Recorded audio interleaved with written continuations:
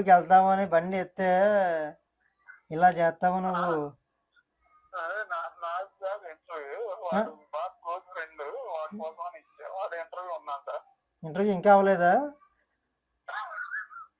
ఎక్కడికి వెళ్ళాడు ఇంటర్వ్యూ? బెంగళూరు వెళ్ళాడేటి? 3 రౌండ్లు ఉన్నాయి. 3 రౌండ్లు అని చెప్పేసి బైక్ మూడు సార్లు ఉండేస్తాడా? ఒక రౌండ్ అయింది అన్నాడు నిన్న, ఇంక 2 రౌండ్లు ఉన్నాయి అన్నాడు. ఈ ఇంటర్వ్యూ బైక్ మీద చేస్తున్నాడు ఏంటి?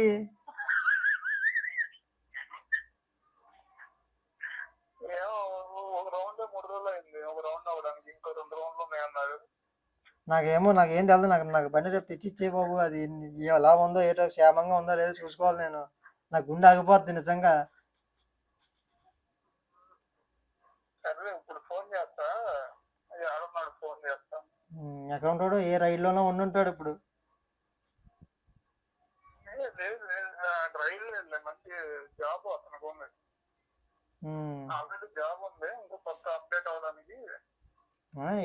ఏమన్నానే పార్ట్ టైం చేసుకుంటున్నాడేమో, ఎవరు తెలుసు, ర్యాపిడోలోను దాంట్లోనే. అమ్మో అలా చేస్తారా?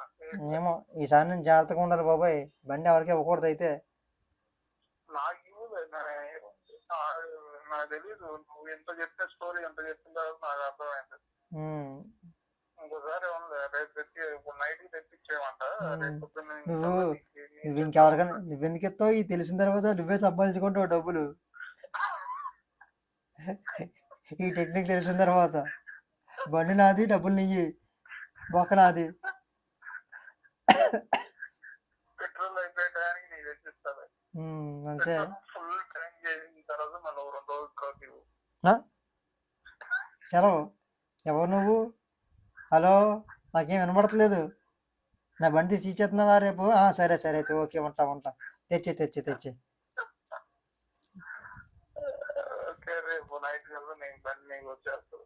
అమ్మయ్యా, మంచి మాట చెప్పావు. మనోడే అతను, అలా ఏమి వేయలేదు రైళ్ళు. ఓకే, అయ్యపోతే పర్లేదులే. రేపు ఒక రోజు కుదిరితే రైళ్ళు.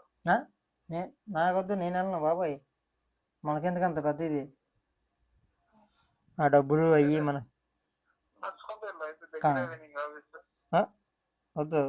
వద్దు నాకు ఆ సాగులు ఏం వద్దు. నేను రేపు కావాలంటే మా ఆయన సెలవు పెట్టేసుకుంటాను, కానీ ఆఫీస్కి నడిచి వెళ్ళడం నా వల్ల కాదు, ఆ బైక్ బుక్ చేసుకుని వెళ్ళడం నా వల్ల కాదు. పెద్ద సాగు వచ్చింది నాకు.